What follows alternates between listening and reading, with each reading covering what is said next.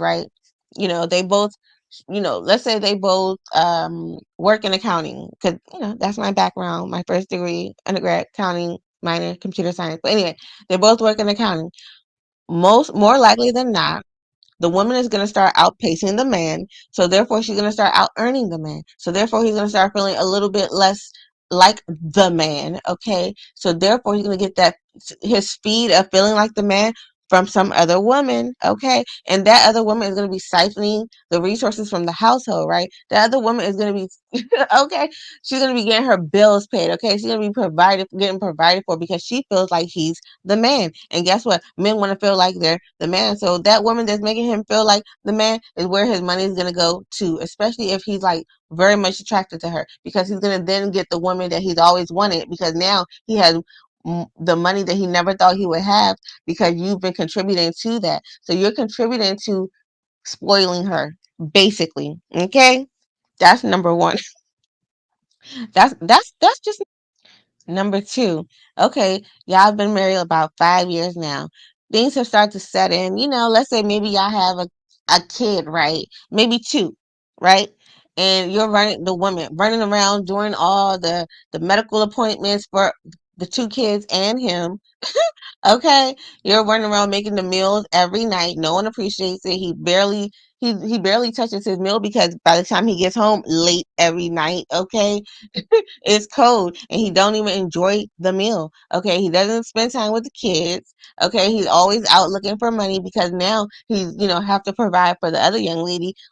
Okay, on top of the family. So boom, so you don't spend as much time together. So this love thing, you're like, F this love thing, because I need the money and I need time. I need time to myself. But you can't get the time to yourself, because you've already agreed to, guess what, a 50-50 relationship. And once you agree to it, because look, I'm a partner selection coach, and once you agree to a certain relationship, that's your bear to cross. That's your cross to bear, period. It's no longer anyone else's business at that point in time, because you're gonna take what you're gonna take from that relationship, period. And no one can say anything honestly until you're ready to do something about it. So that's why I'm a partner selection coach. Okay, I just teach you how to get a good partner so that you could be provided for. Period. I'm not a dating coach. I don't want to hear he did this, he did this, he did that. No, I'm a partner selection coach, so you'll know if this is a good partner match or not. Okay, and I'm gonna be honest with you about it, because if you, especially if you're paying me for it, I can't lie to you. Period. I got to tell you what I know.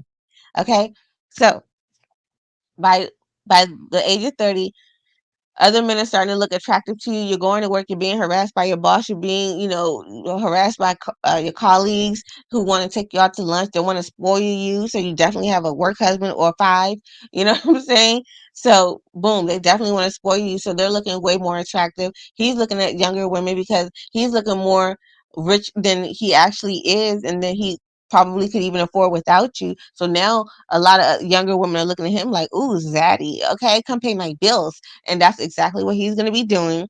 So now you guys are like two ships crossing in the night. Okay. So that's 30 years.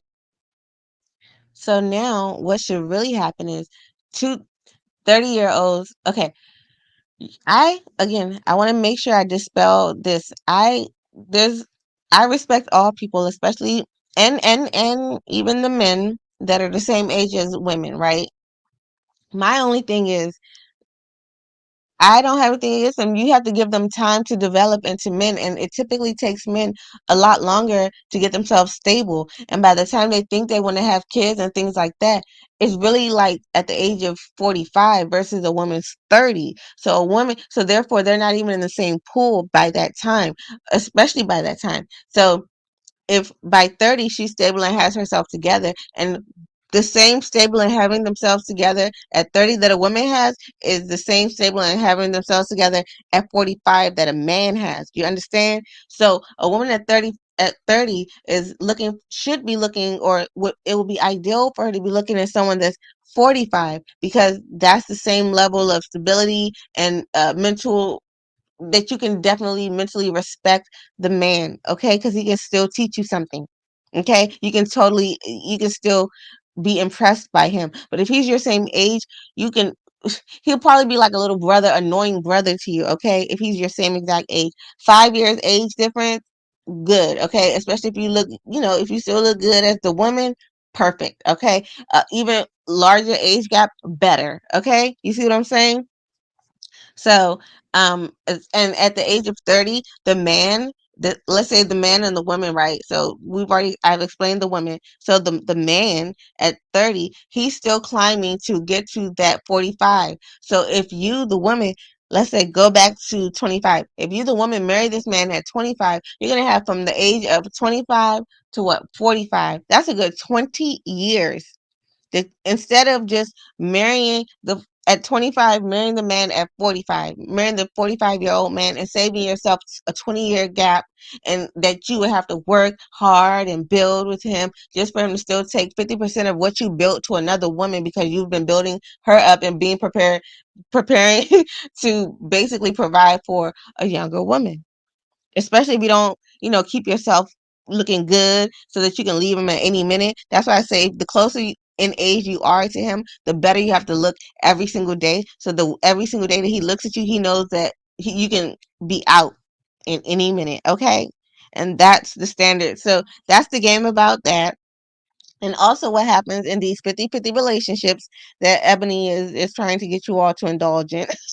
Okay, like without explaining certain things, and kind of making sure that you stay limited to your pool so that maybe when people think a lack mindset, they subconsciously try to get you out of their way, out of their so-called pool that they think that they have, which is not really their pool, as I just explained to you, that a woman at 30 and a man at 30 are two completely different mentalities and just completely different aspects, okay? So it wouldn't even be the same pool, period. And that will, and even if it's this, it wouldn't even be the same pool. Number one. Number two, the type of men that are, attracted to you would be completely different, depending on how, the women look. Okay. And also, as stated before, another aspect of the game is, and I think I've stated this before again, is you pick from the pool of people that are crazy about you. You pick from the pool of people that are spending money on you.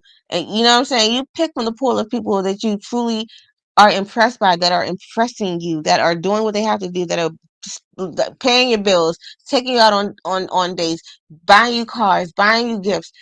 And the one out of the pool of men that are doing that, which is your pool of men, the pool of men that are spoiling you, lavishing you, that just want to be by you, make you happy.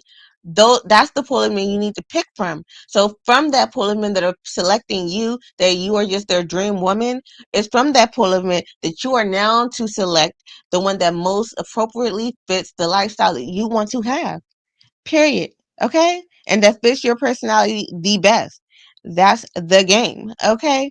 But I'll stop right there. I just wanted to kind of touch on that a little bit. Again, this is a continuous conversation and it has many nuances. Okay. Y'all, my voice be hurting so much. Because like it takes a lot. My voice is normally just soft and stuff. Okay. And kind of squeaky at times. So I try to put some bass in it and, talk louder and it strains my voice, y'all. I'm sorry. But, yeah, I just kind of wanted to come to you guys with that. And again, don't let anyone project their lack mindset onto you. A lot of people think that they know it, a lot of things until they meet someone that knows a little bit more. You know what I'm saying? Just be aware, be open minded to receive, you know, other points of views that may not agree or at face value agree with yours. You know what I'm saying? But let people land their points. You know what I'm saying? And yeah, it never hurts. Again, resentment sets in. And no one ever again talks about the money. Does he have enough money to provide for you? Does he have enough money to provide for the future family? Does he? Okay? Because that's what's going to matter the most. Most marriages break up because of what? Money, okay? And finances. If you guys are fighting over who's going to wash the dishes when a provider man can just pay for a maid. You know what I'm saying? If You're gonna want to argue about, oh, who's cleaning up after the kids. You get a nanny. You know what I'm saying? In addition to having the luxury of staying home with the kids, if that's what you want. So if you're really marriage minded, are you really marriage minded? What kind of a marriage and a lifestyle do you see yourself having? How do you see yourself raising your kids? If you're really marriage minded, wouldn't you select the best partner to raise a child with or children with? Right. And if you're giving advice to young women, you know what I'm saying? If you haven't really been in the field like me, I don't know. Some people, I don't know. I would definitely recommend self-awareness, self-evaluation, self-reflection for those people. You know what I'm saying? But guess what? A lot of people are gonna bleed out their terrible advice. You know what I'm saying? Or un, not really formed opinions on certain topics because maybe they're avoiding doing that deep dive within themselves. So instead of doing that, they're projecting onto others. So just be careful about, again, where you're getting your information. And again, I believe in giving people the source of the information, the source of my information, the source of, all of my knowledge. Well, depending on which area, but giving them the source because everyone gets a different message from the source, a deeper message from the source, a different perspective from the source. You know what I'm saying? So I definitely promote going to the source of my information, or you know what I'm saying, or letting you know, oh, I got this from such and such. I got this from such and such. Okay, because we might not get the same thing. We might not get the same message. It's like when people read the Bible or read their holy book or whatever holy book that they have. Okay, if you subscribe to such things, you're going to get a different message depending on who you are, depending on what your background is, right? Exactly. But certain things are universal laws and universal truths. And I go by that wholeheartedly, okay? Period. Period. Because when you do that, you're more informed, okay? And also, if you're missing this key aspect, all forms of education that you've had is incomplete until you insert this piece of knowledge. And it's such a hard topic to tackle. And that's why it's like, I don't know where to start, but I guess I've been started since March of this year.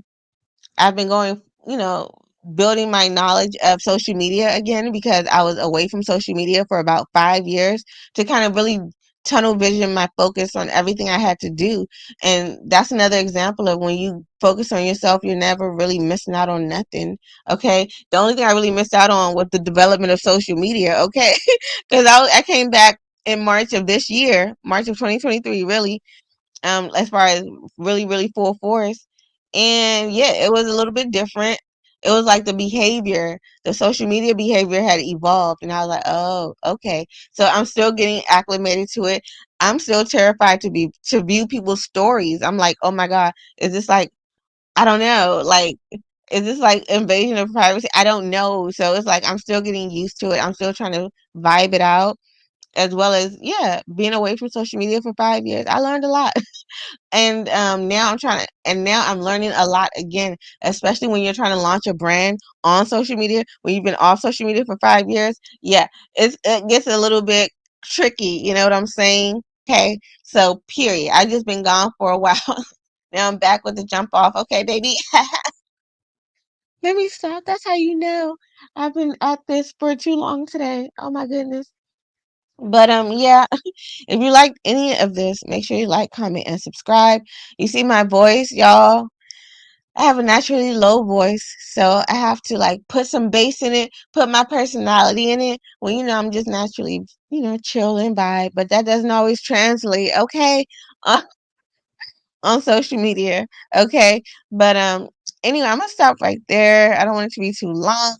And again, I'm your confidence curator. I specialize in solutions. I'm the Urban Goddess Chaotic of the-goddessuniverse.com. Trademark copywritten by moi. Okay, hey, hey. Pick Me Awareness Hotline Rehab Recovery Center. Available. The book is available at Amazon. And what else? Yeah, I specialize in solutions of all forms. And yeah, let me stop rambling. Till next time, make sure you like, comment, and subscribe. And thank you for watching and having patience with me. And yeah.